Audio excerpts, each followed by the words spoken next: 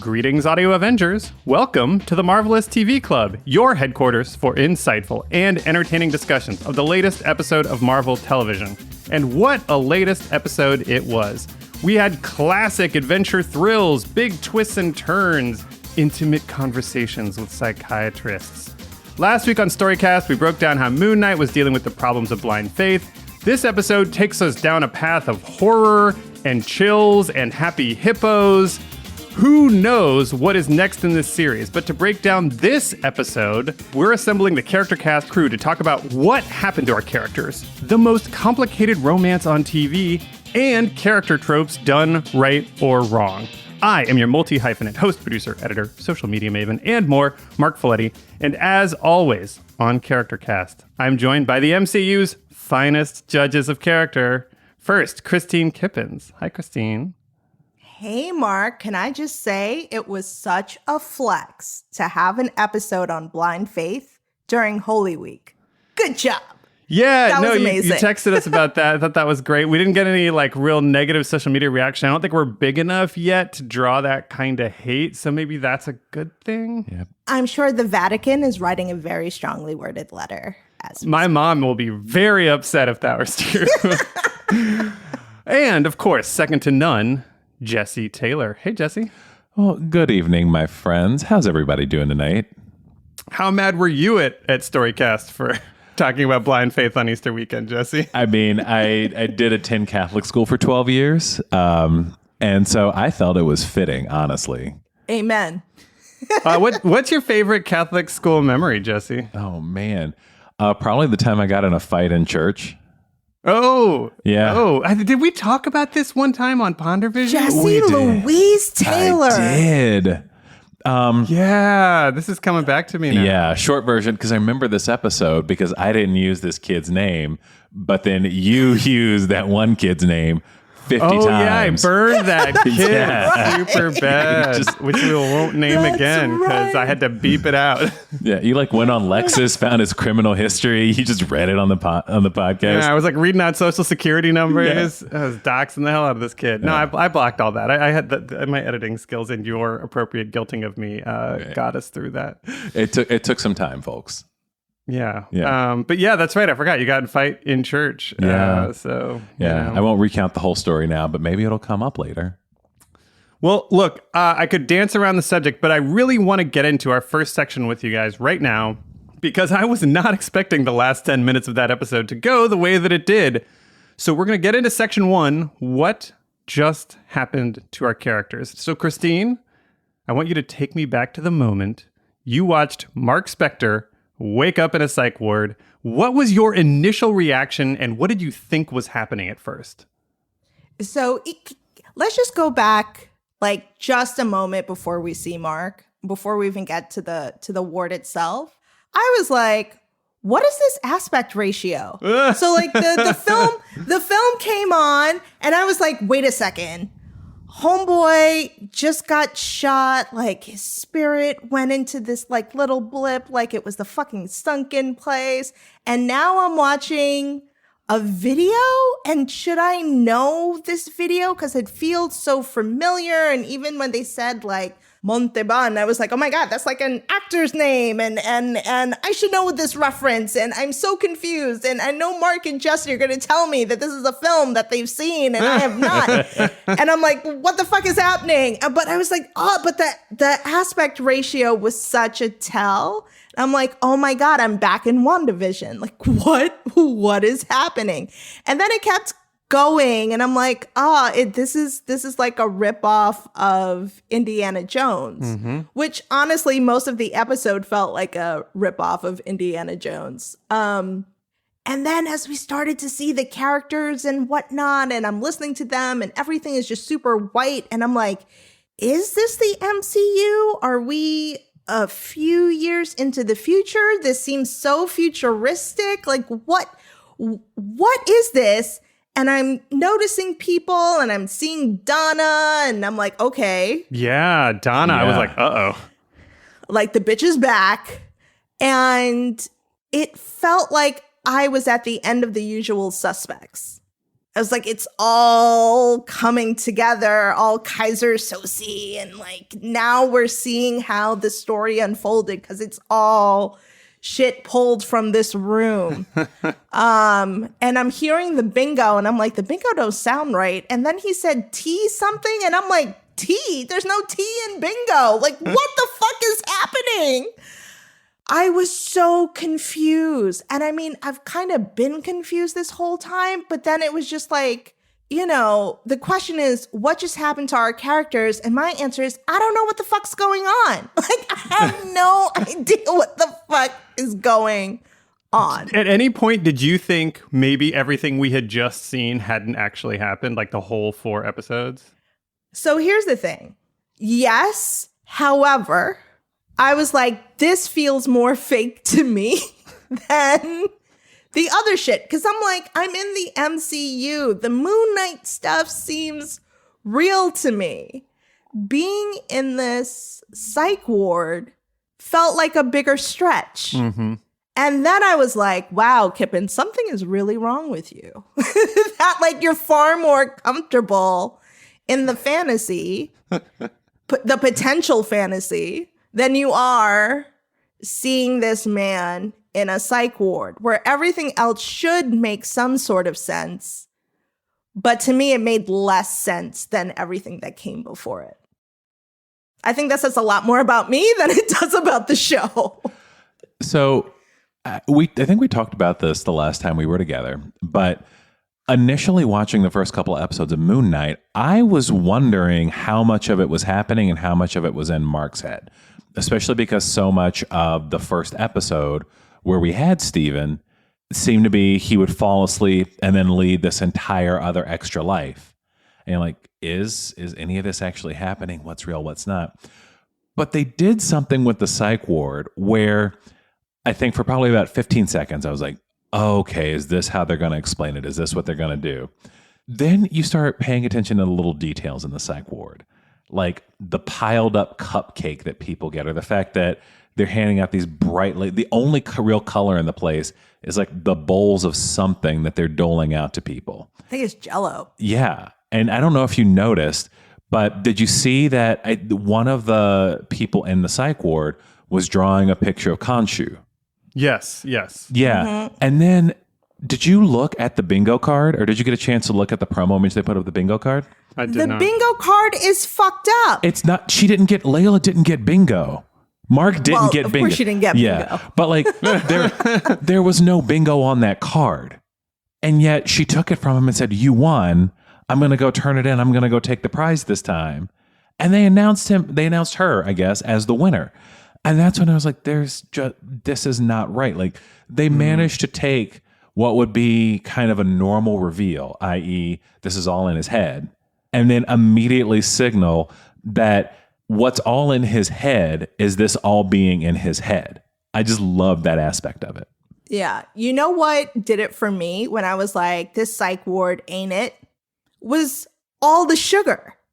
I was like, sure. there are cupcakes. Great point. There's the jell-o. Layla's eating Turkish delight. And I'm like, no, my dude, like no psych ward would have this much sugar. Like you learned this from babysitting kids. Like you're not going to do this. Yeah. That does not make any sense. Not going to help everyone calm down.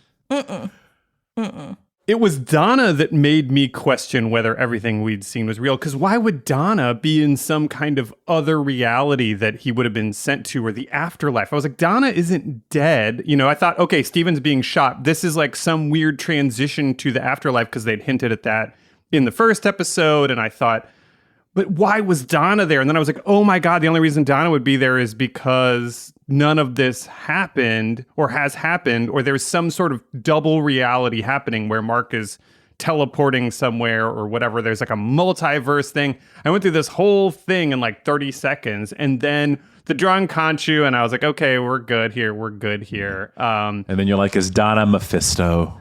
Yeah, for sure. That's, that's the safest guess for any character in my mind. But Jesse, I got to ask you, what is actually happening here? Give us your best guess. So this is based off of doing some Wikipedia research at about 6:45 this morning.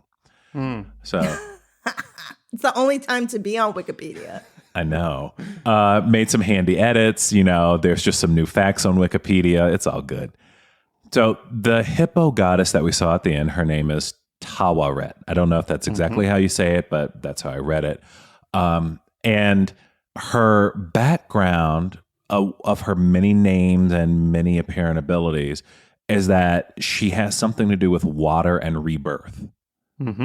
And so I think that she was either trapped or is embodied in whatever pool of water that Marc /Steven fell into. Interesting. And what she's actually doing is she is in his psyche trying to make some sense of this. And maybe she's friends with Khonshu, or maybe she just doesn't really like Amit, or maybe she has no real stake in the game one way or the other, but a guy who was dying fell in her pool of water, and this is what she does, and she's happy to be helping somebody because she seemed pretty happy and pleasant at the end. Like, I liked that. Like, the first character in this entire show who just seems kind of happy and adjusted, even though it's 1 second of saying hi. So that's what I think is going on, is that the psych ward is Marc /Steven / third character ?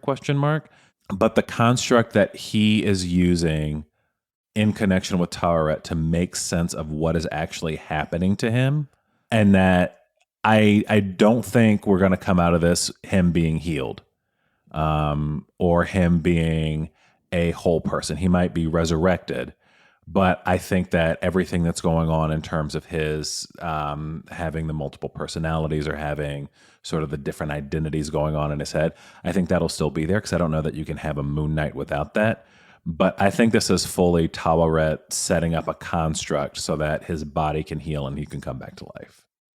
So in that case, then, the Layla that's there is as unreal as the Donna that's there, or the Harrow that's there. Because we know Harrow and Donna are not trapped in any prisons. Because, my initial thought was, walking away from the episode was, oh, this is sort of the God prison, and Tawaret is captured like Khonshu is captured, and we're going to meet Khonshu in here. But that would mean then Layla's captured, so that doesn't make any sense. So this is basically, in your theory, Steven's mind, Tawaret is popping in to make sense of it all for him, but then everybody else would be not real. Is that correct? Exactly. And so whatever symbolic role Layla plays in terms of, there's a lot of ways to read that, but taking his prize and running away with it, I don't know if that's what it is. What does that mean? What does that mean?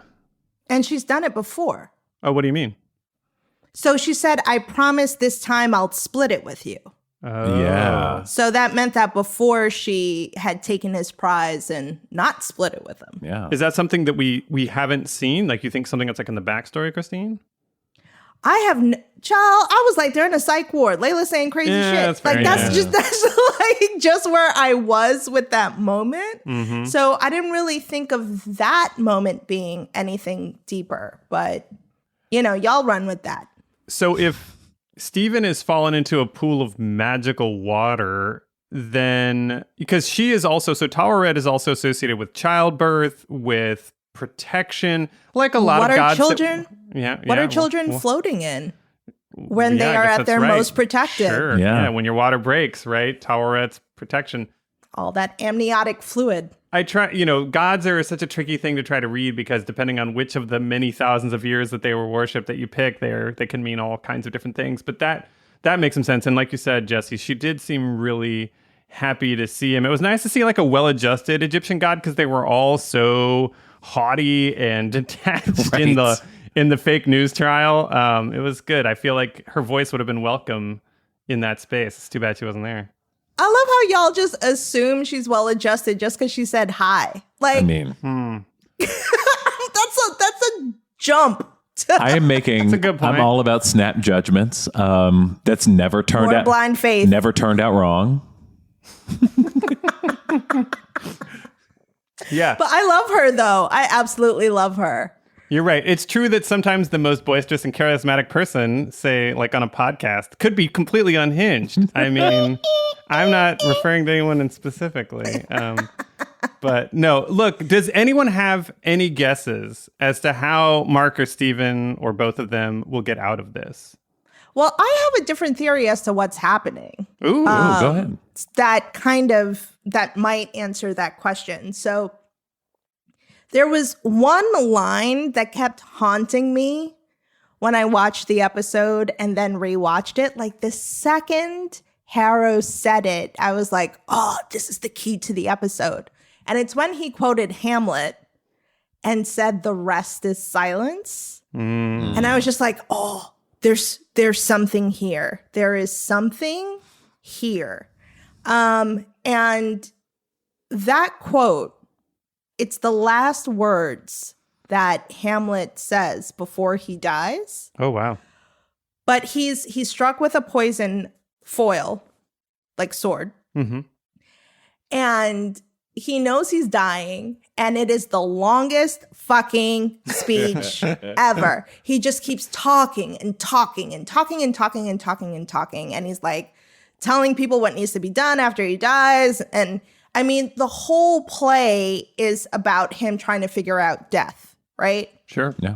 What happens beyond it and all that stuff. So when he says the rest is silence, I mean, it's a pretty brilliant line by Shakespeare, because his most prolific, most talkative character, first of all, his last word is silence. And then, you know, he comes to the conclusion finally, as he's about to die, that there is nothing after death, that it is in fact silence. But also the resting means he shuts the fuck up. But like for Hamlet, it's this long path to death, to resting. And I think that might be what's happening here with Steven or Marc. Who are we calling him? Marc, let's say. Marc is the character, because I think Marc's a bit older than Steven, right? That's right. Yeah.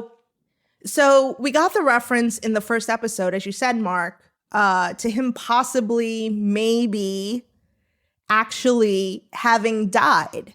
Right. When Marc was shot at the dig site, because the little girl says, well, how's it feel that you didn't pass through the field of reeds, right? Which means he didn't cross over into the afterlife. So I'm thinking that maybe Taret is going to be his guide to the afterlife, that she's actually, what's happening in his mind right now after getting shot again and not dying again, that this is a test for him to actually face himself or themselves and make peace with themselves in order to pass into the afterlife. And maybe she's going to help him get there almost like a therapist would. That's really interesting, Kristine, because the other thing that ties into, if we want to go meta for a second, is the fact that Oscar Isaac was really clear about the fact that he didn't want to have any commitments beyond this series, which says Mark Spector may be a one-and-done character. And they've been talking about every single episode. They have talked about Layla taking the mantle, taking the mantle. And so what you're suggesting would also then allow Mark maybe to get some closure, or Steven to get some closure. I want to return to Steven in a second. And then the way to get out of this, it sounds like what you're saying, though, is to like essentially reckon with his shit. And then Layla could come in and be Moon Knight when she wants to run around with Blade and the Black Knight or whatever in future movies. Right. Well, that's certainly interesting. So how impressed were you with the British guy? I don't know who is imitating who, by the way. Like, so Stephen Grant, you know, terribly corny Indiana Jones knockoff, sounded exactly like Oscar Isaac's Stephen Grant accent. And it did seem like, I'm curious who copied who. Does anyone have any thoughts on that? I actually had a theory because I went back and watched it again. I think they overdubbed the actor with Oscar Isaac's voice. Oh, shit. That's really interesting. Yeah, so that it sounded just like him. By the way, can I say just how happy I was? Like when he fell in the water and that VHS tape started and there was a black kid and I was just like, a black person. Like, yeah, I want to meet this kid. I hope he's the new Moon Knight. Love it. Talking about the one black kid in all of Africa. Like, we're in Africa and the one black person we see is on a VHS.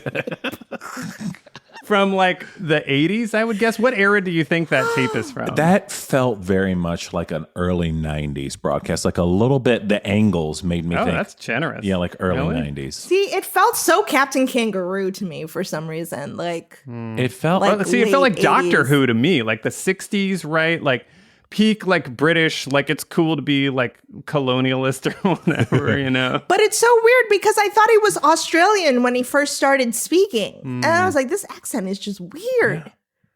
But like in Doctor Who, there's always the sidekick who's running around being like, oh gosh, what? We're going to do what now and save Jolly Who? And, you know, it's just like that kid was giving me extreme Doctor Who sidekick. But then, so I'll talk about this a little bit later, but the first half of the episode, I guess the first part of the episode in the quote unquote real world, gave me such strong Legends of the Hidden Temple vibes. I think that's why I was thinking 90s. Wait, what's Legends of the Hidden Temple? Yeah, I have no idea what that is. This might be where our age difference is Yeah. coming into play, Jesse. Because I was a grown-ass man in those 90s. No, I wasn't. I was in high school. But Being like an elder millennial. So Legends of the Hidden Temple was a show on Nickelodeon, and you would have 5 teams of kids who had to go through and do like basically Aztec themed games. And the team that got the most medals through the course of the games got to go through the quote unquote hidden temple. And every room in the temple had a mini game in it or a puzzle that you had to solve. But then some rooms had temple guards, and the temple guards would take your medals. If you didn't find the final treasure before the temple guards got you enough times, you just lost. You lost everything. oh, Did you get gacked at the end? No, it was like post. I think it was post GAC Nickelodeon, or maybe they were doing that on like other game shows. See, that was me and Mark's generation. All we know of Nickelodeon is Gack and Nick at Night. yeah, that's it. right. That's right. That's Yeah, all there's a we lot had. of slime everywhere. Yeah, like Mark Summers and that show Dare. Was that Double Was that Dare. his- Double that's Dare. the one. Regular Dare is a much different show.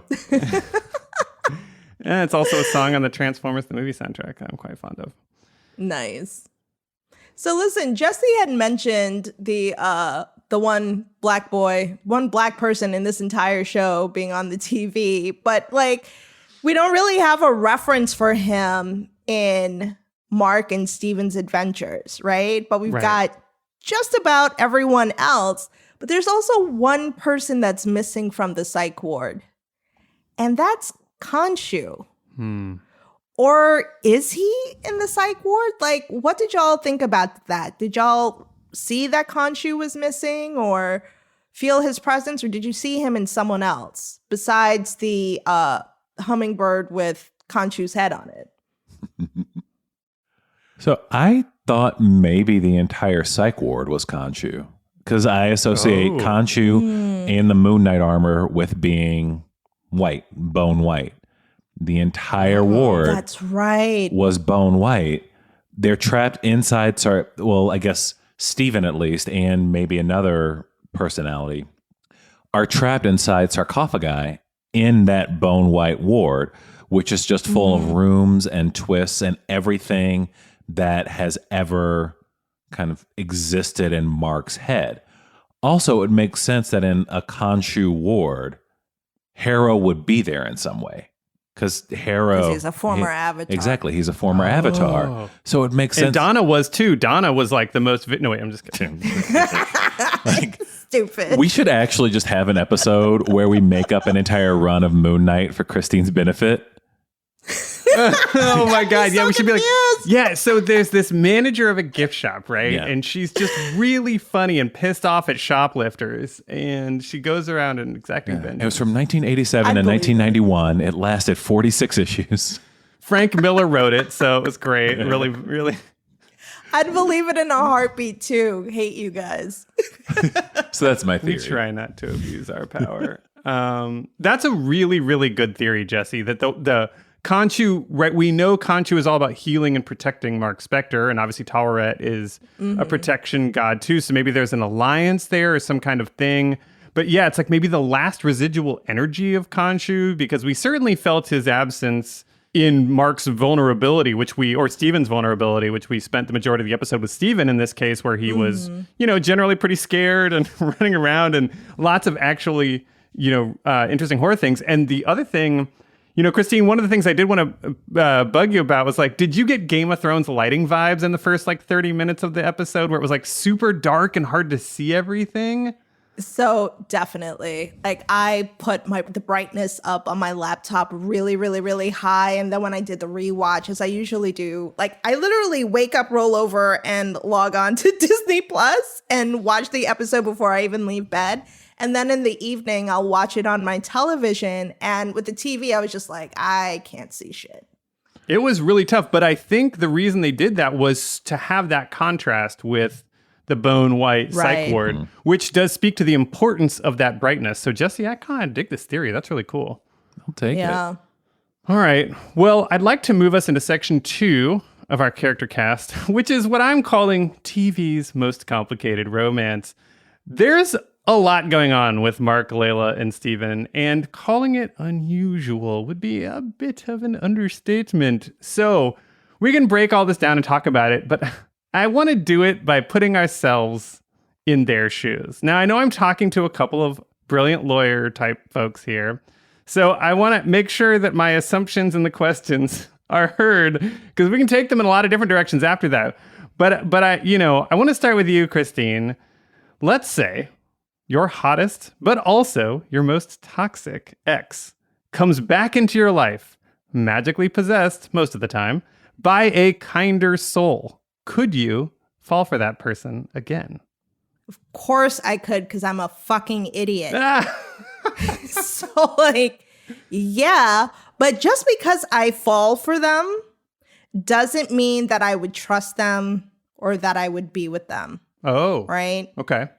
So, like, I would be weary of them for a very, very, very long time, just like waiting for their old toxicity to reemerge. Like, I'd just be like, all right, you're good now, but like, poke, poke. Let me see if the toxicity comes out. Let me see if it's real.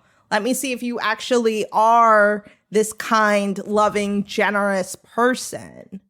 So I don't think I would feel comfortable until enough time has passed that I'm like, okay, this is good. But if they kissed me like Steven, it would be a wrap immediately. Like, forget it. Like no. Why is that? What do you mean? Because you need to kiss me like Marc. You can't kiss me like Steven and be awkward and no. No limp lips for Kristine. No limp lips for Kristine. No. But can I just say, from the beginning of this, that I don't think there's anything unusual at all about thruples. I agree. This one it's is unusual for two of the three to be in the same body. Correct. Yeah. And also for one of them to be an unwilling participant. We'll get to that. But as in unwilling voyeur. Well, Mark Spector is not interested in this being a throuple, for example. I don't think Steven is either. Well, that's probably to true. To be honest, they both just want to be with Layla by themselves and get rid of the other one. That's fair. Which is honestly why I thought that them hugging was so touching. Like, the two of them have been fighting this entire fucking time. But, like, the moment they actually get to face one another, the immediate thing is to embrace and hold on to one another, which I thought was fascinating and honestly really touching. And I was like, okay, Marc was not on my list of people that I would like die for, but now he is. When the two of them are and yet your background is not the two of them hugging. It's the two of them screaming at each other. Well, if they were hugging, I'd be blocking it. Well, that's a good point. Yeah, you're in the middle. That's a good chat. For listeners, it's a brilliant background. Look on our Instagram at Marvelous TV Club to see a photo of Kristine's amazing background. We need one of those old like 90s window style where it's the picture of them hugging, but repeated in the background like a tile. What about it like bouncing around like a DVD logo? Ooh, like that's good. Oh, that'd be so cute. The little hugging Oscar You need to make Isaacs. that for me, Marc. Yeah, I'll get right on that with all that free time I have. But Kristine, I want to ask you this follow-up, important, critical follow-up question. Would it be weird or would it be kind of hot to have your toxic ex trapped in that body, forced to who this ex who presumably, let's say they spurned you because Marc spurned Layla, forced to watch you enjoy the company and potentially the same body, but not be able to do anything, to be powerless, to be, I guess, as the MAGA crowd would say, cucked by you and this mysterious other person. So are they feeling anything that's happening, or are they only watching? Only stuck in the back of the mind. Yeah, man, because fuck you. Yeah, I actually think that would be course. pretty cool too. Like to be like, yeah. You're forced to endure. Look at what you had, and you were fucked up and threw it away with both hands. Remember this? You used to enjoy this. Not anymore, bruh. Oh, man, that's really good times. What about you, Jesse? I'm just curious, could you also fall for the worst person ever in your life? I actually think I probably know who that is. I might have had something to do with you meeting them. I feel really terrible about that. But I need to hear that story. no, that'll be off the pod. Yep. That'll be off the pod. But I said after we wrap. Yeah, okay, right. We can talk about that someday. That's still traumatizing for both of us. I think we both. But anyway, I assume for you, if that person, knowing your experience, if that person came back, it could have had like, I don't know, a cross between like Serena Williams and Princess Diana, and you'd still be like, fuck off. Yeah. Like that was toxic enough that no, like I just wouldn't trust it. It's like, I don't care how far you went, especially if we were at the point that we are like, let's take this back to Moon Knight, step out of my personal experience a little bit. But let's take it back to episode 4. Like, I've seen this transition happen a lot. And I know that we could be mid-kiss, mid-anything else. And, like, if there is a mirror around. Oh, no. Or right, sure. if they just decide. Like, let's say that the toxic ex is just really pissed or just really wants to be there for whatever reason. That switch could happen mid-anything. I'm not there for that. Yeah, that would be a real buzzkill. Yeah. That's unfortunate. That means no mirrors in the bedroom. Definitely. Yeah. Which, like, is not fun. Now, if you did like both of the partners and they were switching in and out with those mirrors, that could be cool. That gets into like a really awesome. fun, sex Sign me positive up. version of this. But I don't think that's the world this show's inhabiting, because that's just fun. That's not like something you can build conflict and story around. But Jesse, you are not off the hook when it comes to these personal questions. So let's say, for example, the two of us, you and me, are magically inhabiting your body. Is it cheating if I kiss your wife with your lips? She's going to be so happy to hear this segment of the show. Hi, Ashley. Why'd you say it like Also, that hi, too, Mark? Amanda. You know, I just, Right. hey, how's everybody doing? Hope Yeah. everyone's feeling appropriate about the boundaries here. Hey guys, this might be my last episode. Who knows? So I will say, first of all, like, it's kind of a twist on the classic moral dilemma, the face-off moral dilemma, where you've switched faces with your mortal enemy, and now they're living in your home. So we're mortal enemies. That's what I take. Well, no, because this is different. Because one, the relationship's a little different. Also, you know, if this were parallel to it, the way I view Steven is he's kind of this repressed conglomeration of things in Mark's psyche that he has to tamp down. Like, where Mark is kind of hard, Steven is soft. Maybe that comes into the sex life. I don't know. But, you know, all the Egypt stuff that Mark has to know to be the Avatar and to do what he does, Steven fully buys into that. The things that Layla loves that Mark ignores, Steven is fully into. So if it were the concept that you were like part of my psyche that had repressed and all of a sudden you came out, I don't know if that would be cheating as much as if you were literally doing the like mind jump. If it were just you as an independent human being, because I still don't believe Steven is an independent person. Okay, so that's what was going to be my follow-up is like, at this point, you believe Steven is a part of Mark. Yeah. And that there's a third part that is in a sarcophagus, and that's a mental hospital / whatever that is. So how does Steven have knowledge that Mark doesn't have, right? So, for example, Mark is not as good at reading Egyptian hieroglyphs and knowing all the mythology and stuff. Or do you think Mark has some of that knowledge and has like split that part of himself off entirely into I think it's just literally segmented. Like, there's things that if he were a complete psyche, he would know all of the stuff. But because he lives as Mark, for whatever reason, he shut himself out from knowing or understanding certain things because that's just how he copes with whatever his terrible life is. Right. Because, like, Steven can read hieroglyphics and apparently also can recognize Macedonian writing. And then, you know, when he's in a taxi, he's only speaking English. He can't speak Arabic. And then all of a sudden, Marc is there speaking Arabic.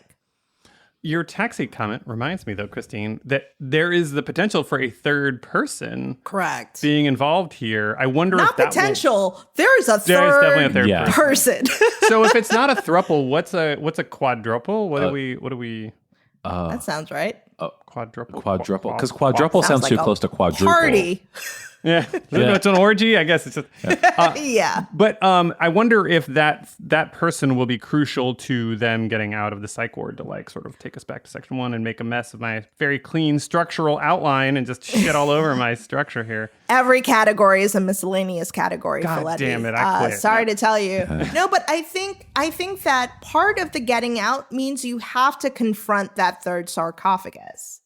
I mean, both of them kind of instinctually were like, yeah, no, we ain't fucking with that. And backed away. Just like when they found themselves, what was it? Was it on the roof of, well, they had killed a few Egyptians who had been chasing them. And, you know, Marc looks in the knife and he's like, Steven, what'd you do? And Steven's like, that wasn't me. Like, trust me. And then they're like, okay, well, let's just move on. Like, neither one of them wants to acknowledge the other guy. Yeah. Which might be trademarked for Hulk, but that's what I've been calling the third guy. It's like, he's the other guy. The third man. Come on, let's go into my movie obsessions. I don't watch 40s movies unless it's Mrs. Miniver. Now, it's one of the few part. that it's the most modern 40s movie ever. But I completely hear you. But I think you have to confront that part of yourself. I'm with Jesse. I think they're all the same person, just like compartmentalized. But in order to move on, in order to cross over, you have to be good with yourself. You have to acknowledge all of yourself in order to earn your place in the afterlife. And if you're ignoring a complete third of who you are, you're going to be stuck in this limbo. So if I can throw some gasoline on this fire, something Marc talks about in this episode is his partner, unnamed partner, who is the one who does all these terrible things. Is there any chance said unnamed partner is in fact this other part of himself? Like the original split for Marc was him and this person that he's ignoring, because if Steven is part of his repression, then obviously Marc is very comfortable ignoring, which is why he's not asking any questions about the fact that he doesn't know who this third person is. Is there any chance that it's yet another part of him that is the one who did in fact kill Layla's dad? I think there's a very good shot at that. Especially because, you know, as long as we're in that Marvel structure, we've seen other 6-episode series. They don't really introduce new characters in episodes 5 and 6. Unless it's Loki. Exactly. Yeah, I guess that's fair. But the rules don't apply to Loki. Never. Also, in Loki, all the new characters we got were just Lokis. So wouldn't it make sense that any new character we get in episode 5 is just another Marc Spector?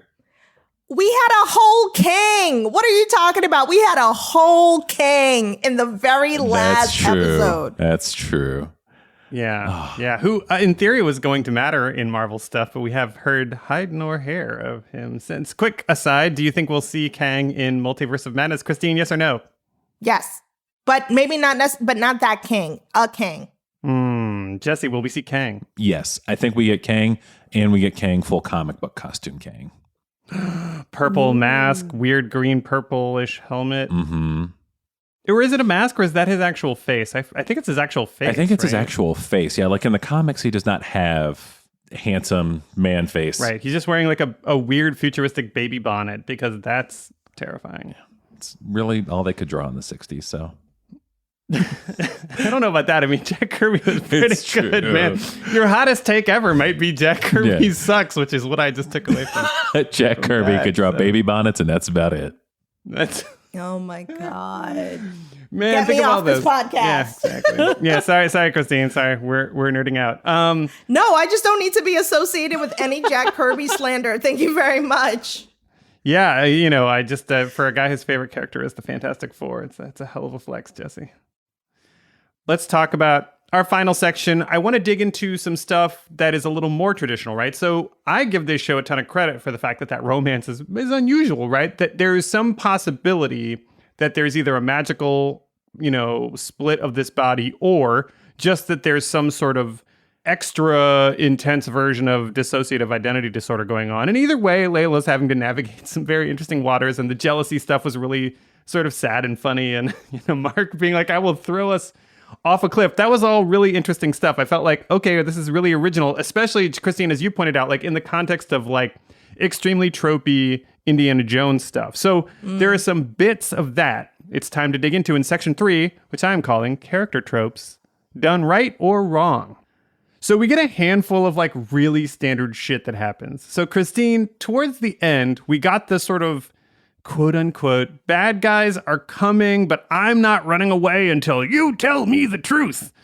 Did you buy that Layla would risk everything to confront Marc in that moment about her dad and what happened? And just sort of how do you feel about that trope in general? I mean, I find it extremely annoying. Like, I guess, with some people you have fight or flight, right? Sure. And some people are just like willing to fight their way through something. And then others are just like, phew, I'm gone. Cause like, I'm scared as shit and this is frightening. And all of my survival instincts are telling me to get the hell out of here. Mm-hmm. I have to say though, like, I'm glad you asked about this because as it was happening in my first watch, I was like, oh, Layla, are you kidding me? Like, aren't you smarter than this? Get the fuck out of there. And then I'm like, Kippins, you're watching TV. Like, this is just what they fucking do and create drama and tension. And like, they're just, this moment has to happen. Right. But I think it's slightly, it can be read as consistent with her character because I feel like she's made a few choices where she demonstrates that she thinks she's a big bad and she can handle things. Right. I mean, and she proves it.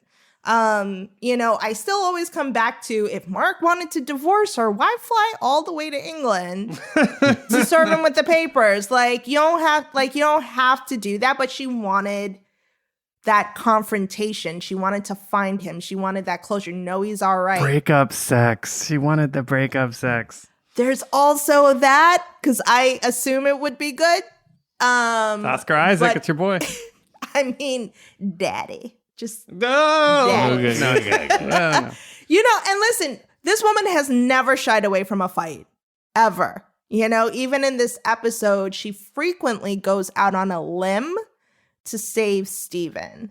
So I feel like she's kind of danger be damned a little bit. Like, if she wants something, she's going to go and get it, and she doesn't care what the circumstances are surrounding it. She's going to be like, give it to me now, and then we could go face the danger. And I was not talking about that sexually, Marc. You get your head out the gutter. Hey, look, it's Oscar Isaac. We're talking about all this stuff, and you're doing all sorts of, talk about it. I don't know. I got myself in the wrong headspace about it all, so I'm working on it. I feel like you are closer and closer each week to having him be your first daddy. That's not a word. Maybe it's because of my terrible relationship with my father, who last I checked was still alive. It's just not really a word that does a lot for me sexually. I can't think of a few bigger boner killers than. That just took me back to the ultimatum in so many ways. What does that mean? So for those of you, it's only the best TV show on the face of the planet. That I'm left out of the loop on the text thread. Right. So what is this thing again? So the ultimatum. The problem is, I'm gonna try to explain the concept, except it's literally more complicated than any comic book thing we've ever talked about on this podcast. Ooh. Okay, so you have 6 couples, and one member of each couple is inside the head of the other, magically possessed by an Egyptian god. 12 people, 18 personalities. What happens with Nick and Vanessa Lachey? Like God, April, one orgy. But Jesse, April could be. I feel like April and, oh God, what was the one that actually got engaged right away? What was her name? Yeah, I can't remember because all I remember is her just yelling at Colby and the fact that she doesn't know what the phrase. Yes. But I'm glad you knew exactly who I was talking about. Oh, yeah. She's another A person, I want to say. Yeah, she doesn't know What was the phrase she didn't know? lip service. She didn't know what the phrase lip service meant, and it's bothered me since I started watching this show. Lip service? She never heard the phrase or could not intuit the meaning of the phrase. The problem is she thought that lip service just meant a lie. Like, and it means something a little bit different from that. So she would just always say like lies, bullshit, lip service. And it's like two of those three kind of don't, like one of those doesn't work together. But the premise of the show, 6 couples, one has delivered an ultimatum to the other in each couple. I want to get married. Or we break up. The problem is all these couples are like 23 years old. So it's like, just break up. I'm sorry. There's no reason to have to deliver this ultimatum. Just go live your best life. Like, no reason. But Nick and Vanessa Lachey have invited them to some sort of romance compound in, I think, was it Chicago? Like, that sounds like a David Koresh hangout. I mean, it pretty much is. So, well, speaking of David Koresh, they're all in Austin. They're all in Texas. Okay, yeah. So Waco's right up the street. Yeah. Not too far. And I think Colby is just David Koresh reborn. 100%. Colby is a nightmare. Yes. Absolute nightmare. Okay, but we haven't even gotten the premise of the show yet. I love that this has become a Netflix ultimatum podcast. What half character cast right? Okay. So they come to the compound and they split up, and then they all date each other for a week. After phase 1 of dating, you then sit down at this awkward dinner where you have to pick the person you are going to then be in a trial marriage to for 3 weeks in some condos that Netflix owns. But and you have to, and you're talking about like why you would choose this person and all this stuff like in front of your partner. But there's no guarantee. Like, even though, and there's no guarantee the other person likes you. They like force you to break up the week before. They're like, part of the social experiment, y'all are now no longer together. And then you go and you date these people. And then there's this awkward ass dinner where people choose each other. And it is bananas. And then one couple got engaged at the dinner. And then another couple kind of got panic engaged because the first couple got engaged. Wait, original couple or like, hey, I just met you and now we're engaged? Original couple. Okay. So I would like to issue my first unconditional Marvel Television Club apology. I referred to Steven, Marc, and Layla as TV's most complicated romance. Apparently, I was wrong by virtue of not having seen this show, Ultimatum, which sounds like a Marvel project, but it's very definitely not. But all villains. Everybody's a villain. They're all villains, except Ray. Yeah. Ray is like the only non-villain as far as I'm concerned. So after phase 1 of dating, 4 of the 6 couples have kind of paired off with different people. Some by choice and others because they were the only ones left. For 3 weeks, you then live with your new chosen person in one of the Netflix condos in a trial marriage, quote unquote, which as far as I can tell means you just lay in bed constantly and talk. And it's very annoying. Then at the end of the 3 weeks of phase 2, trial marriage 1, you go into phase 3, trial marriage 2 with the original person you came with. It's like a rebuttal marriage. Exactly. Rebuttal marriage, yeah. It's like you get cross-ex. like 15 minutes for opening argument marriage and then 15 minutes for 5 minutes closing. Yeah. All right, I'm gonna get this train back on track. Okay. We haven't even gotten to phase 4. I don't want to get to phase 4. I'm out on phase 4 better be a goddamn psych ward with Arthur Harrow questioning all these couples and telling them they're going to be okay. Okay. But can I ask one question? How did we get here? I don't even remember. I don't remember. The listeners who have stuck with us to this point, if there are any, probably are remember. But I want to ask a damn question about this whole Layla and the "you tell me the truth or I run away" thing, which again, weird. What is going on? Okay. So anyway, I'd like to talk, because you brought this up, I would like to also talk about Love is Blind. No. All right, Keep going. I'd like to talk about MTV Cribs. No, I don't know, man. 16 and what was that? 16 and whatever pregnant? Did they have some kind of MTV show about that? I don't know. I don't know what things are going on. Was it like, is the Layla moment in the same vein though as the Star-Lord punching Thanos glove moment from Infinity War? Like, did that sort of, because that was the vibe I was picking up from, like, when she was like, no, we're going to talk here. And I'm like, basic survival instinct would suggest you do not do what you were doing right now. And I just had terrible flashbacks to Star-Lord getting all upset at Thanos and ruining everything. Yeah, it really did feel like a moment from a plotting perspective where they realized they needed to fit this conversation in. And you couldn't really have it in the desert when they were outside the tomb. And you obviously couldn't have it when they're in the psych ward in Marc/Steven's head. So they had to fit it in somewhere. And it just felt like, the way that the plotting and pacing was set up, it just didn't make sense to me. It wasn't as bad as the Star-Lord moment, if only because of the weight of the bad decision. But still, could Marc or Steven have not gotten shot if they just moved it along like 30 seconds earlier? Probably. Kind of feels like yes. But Marc, I feel like that's a really amazing connection that you made. I completely missed that during the two watches, because that's exactly it. Both Star-Lord and Layla were motivated by the death of a loved one and needing to find answers to what the fuck happened. Did you kill my loved one? And when they find out that they were involved, or they did, like, you know, you just have this nagging suspicion and you need answers. And if it's the person who means the most to you in the world, I feel like if I was in that situation and, you know, someone had murdered my father, and I would stop at nothing to find out what the hell happened. I wouldn't care, because it's such a question that demands an answer, and your soul will not rest until you have it.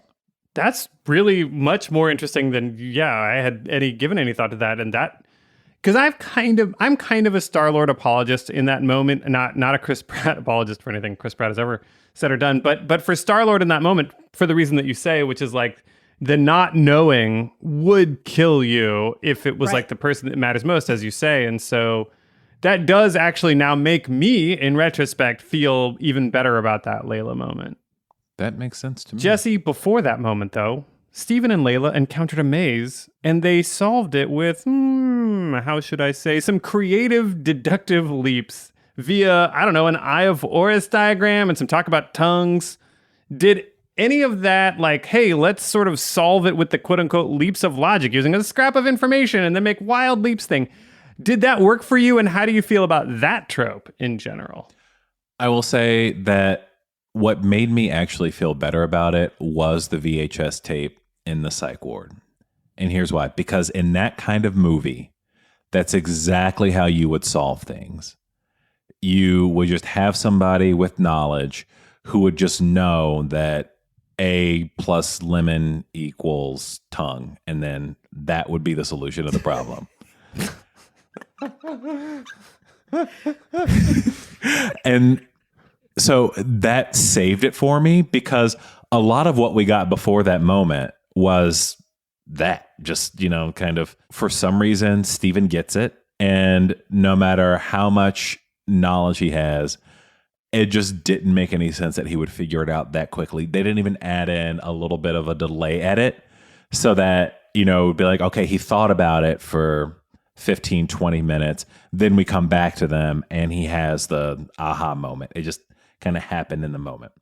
And I will say that the leaps of logic using a scrap of info trope, the problem is I have a very, very soft spot for those USA crime procedurals from the like mid 2000s to early 2010s. Like Burn Notice? Yeah, like Burn Notice, Psych, Monk. Like they've all aged horribly in many ways.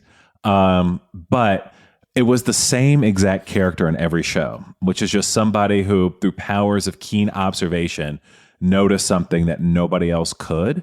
Usually what that meant is that everybody else around them was a complete idiot, but they noticed things, they put things together, they made the logical leaps that other people couldn't make. So I'm always a softie for that. And it made Steven look good, and it kind of gave him a moment where he did something that the other mercenary in his body and Layla couldn't do. So, I felt good for Steven. It's like he got to be more than just a, gift shop salesperson for a little bit. A limp kisser. Yeah. Oh, that kiss. Like, and just the way like Layla's face kind of like mushed up because he was just like jamming his limp bones Yeah, I guess into it her wasn't face. even limp for him. Yeah, it was sort of like a weird, it's like hitting someone with broccoli. But can I say, like, that was the best acting that Oscar Isaac has ever done in his entire life, because that man exudes so much fucking sex. For him to give her like a limp fish kiss was superb acting, because it went against every natural bit of that man to do that. No, his whole 100%. Steven performance really is like a lot of fun and very against type. And so I'm with you, Jesse, that moment was kind of nice. I was really, whoever was the body double doing the drawing of the eye in the dust was like really like satisfying to watch. Yeah. But can I just say, this isn't the first time they've done this shit with Steven? So in episode 3, first of all, I was having a check-in with one of my direct reports, and he was like, so can you explain Moon Knight to me after episode 3? And I was like, nah, bruh. I was like, go on YouTube for that shit. I do not understand what the fuck just happened. Because homeboy just like took a piece of fabric off a fucking sarcophagus, folded it a couple of times, and was like, it's a star map. And you're like, what? That's a really good point. Yeah. How did you know to do that? That was like the most random, bizarre shit. And I'm like, Steven, you did not read that in one of your textbooks that you stole from the museum gift shop. Like, there's no fucking way. Although weirdly, I found Layla's tablet software that can just move stars 2,000 years. I found that less plausible than him knowing how to do the star folding. Like, I could see him. But wait, she couldn't move the star. Her program couldn't.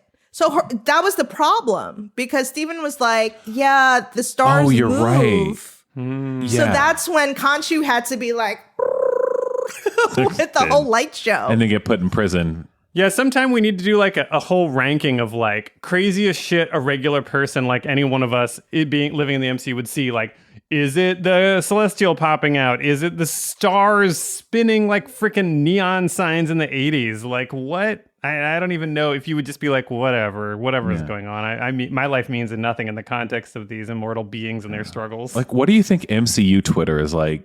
Like, the stars move and it's, it trends for 6 hours and then we just move on to the next thing.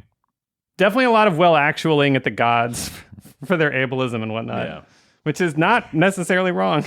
They're very old school. Like, somebody call Thor, because your god buddies are fucking up and doing all types of weird shit. Like, come and let us know what the hell is happening, because we're not down with this anymore. Actually, this was something that I wanted to talk to y'all about, I think, during the last episode or so, because I'm wondering, back when everything was totally real and there was no question about it, there was the rise of this cult leader. And I'm just wondering if, like, after all this shit that has been happening in the MCU, if just like a cult leader who could just be like, you're good or you're bad. And if you're bad, you die. Like, that simplicity in the MCU, to me, that sounds fucking amazing. Now that I'm saying it out loud and thinking of all the wild, unexplainable shit that happens in the MCU, I'd just be like, that's really simple and convincing. And you know what? Life is so wild right now that I will roll the dice. And if I die, I die, because God knows some fucking alien can come through a wormhole and kill me in 2 seconds. Because that's the planet we live on now. I mean, if you think about the Avengers movies happening in quote unquote real time in the MCU, in the span of about 7 years, Loki tries to invade New York and they send a nuke through a portal to outer space. Then Ultron tries to commit genocide by reinventing the extinction that kills the dinosaurs. Then the same people who fought and caused like potential World War / genocides 1 and 2 fail to stop genocide number 3, and half of all living creatures disappear. I think you're exactly right that at that point, okay, look, I can just live on a commune and eat some nice lentil soup, and I might die because this guy, just decides that I'm not worthy one day. But guess what? At least there's an ethos. At least there's some guidance to my life, as opposed to at any moment, if I look to the west, the celestial's over there, and if I look to the east, the quantum realm is opening up. Like, I don't know what's going on. I don't understand what's happening. And I have to assume that whatever the official story is about Thanos, it's incomplete and doesn't make sense to a lot of people. Yeah. So go find some explanations and some solace somewhere. I am fascinated about how, compared to the last time we talked 2 weeks ago, y'all are softened up here on good old Amit and the philosophy. And you're making the best argument that I didn't even try to make last time, which was, in a world with actual supervillains and these genocides and whatnot, the idea of like eradicating evil before it happens is not just like, hey, this person is a murderer. It's like, hey, this person is going to invent Ultron 2.0, or, open a portal to a hell dimension where demons will come forth, or, is a dark magic user who will, I don't know, man, just bring back Mephisto or whatever. I don't know. It's just like all kinds of horrible things. And the simplicity of just being judged or not judged, living a simple life, and like releasing the desire for any control sounds very nice. But just point of clarification here. You asked 2 attorneys the last time we spoke, whose like definition of justice do you subscribe to the most? Right. That's this is, can I understand people following Amit? And I get it in the MCU. Would I subscribe to it? No. I'm Team Khonshu when it comes to justice. But I can totally understand in this world, that type of philosophy, ethos, world order, whatever, could be very appealing just because of the simplicity of it when you're in this complicated ass world. Yeah, anyone who's willing to like touch Vladimir Putin and be like, and you're out, would be very welcome. Anyway, on that note, Kristine, if people want to talk to you more about Ultimatum, where can they find and follow you? Yes, come and talk to me about Ultimatum, which I called Lachey Messiness. You can hit me up on Instagram or Twitter at KippinsK. And Jesse, if people want to talk to you about whatever Kristine says about Ultimatum and what you think about it, where can they find and follow you? Well, Phase 1 Twitter is Jesse L. Taylor, JESSE. But that's also phases 2 through 4 for me. Is that phase 2 through 4 when you and Elon Musk have to get like a Netflix condo and hash out how Twitter should work together in a marriage? Do either of you think he's gonna do anything to actually buy Twitter? I don't think so. No. He's just P.T. Barnum for the 21st century. This guy has he's faked his way through a lot of stuff, and I guess I have to give him some credit for that. But yeah, he has no fucking clue what he's doing. It's just failing up. So no, I'm not worried about that. Until he buys this podcast and shuts us down. Elon, your money spends here at the Marvelous TV Club. So if you and Bezos...